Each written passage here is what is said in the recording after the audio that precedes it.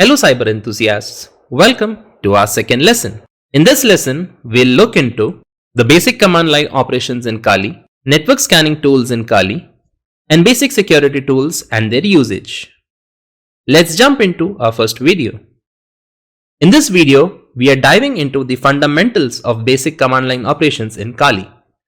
Understanding the command line is a crucial skill for any cybersecurity practitioner as it provides direct control over the powerful tool Kali offers. Let's kick off this journey with the essential command line operations that form the backbone of your penetration testing endeavors. So let's start by acquainting ourselves with the basics of navigating the Kali Linux file system. Let's talk about the first command, pwd, which stands for present working directory. Right now, the bash that I was talking about points to the home of the user that's logged in. If I try to move into the mount point that is slash, and if I type in the pwd, it will show me at what point I am currently pointing towards. Next, we have the ls command, which lists the files and directories in the current working directory.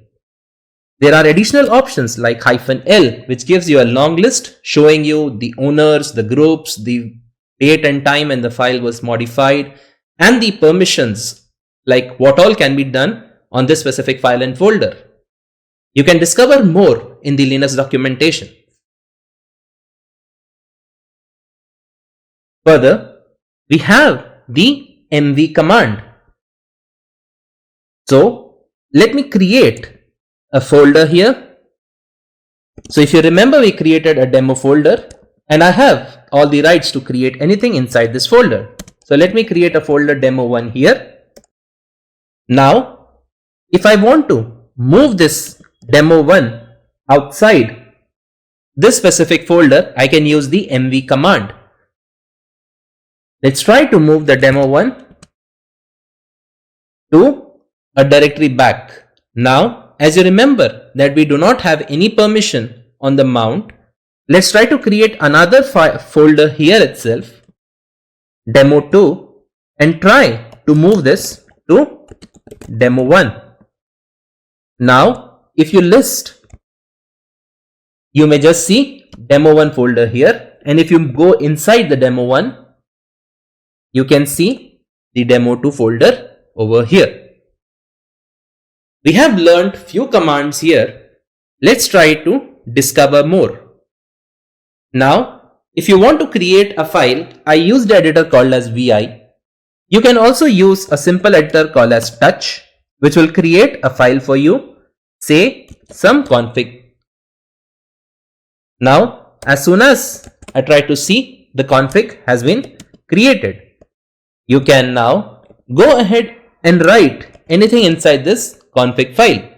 Remember, by touch, you were just able to create an empty file. You can go ahead and add any text here and save it. Let's talk about few other commands. The first one that I have here is to get the system information. We can use uname command to display all the system information. For example, the Kali distribution that we have. Also, let's move on to the process management. To list all the processes that are running, we can use the command ps aux to see what all processes are in progress. Also, every process has a PID associated with it. Now, if you believe that there is a specific process that you want to go ahead and kill, you can use the command kill space the PID. For example, if you want to terminate this process, you can just paste the PID 115356. So as we wrap up this crash course on basic command line operations in Kali, remember that CLI is your gateway to powerful tools at your disposal. Practice these commands, explore further redocumentation to increase your proficiency.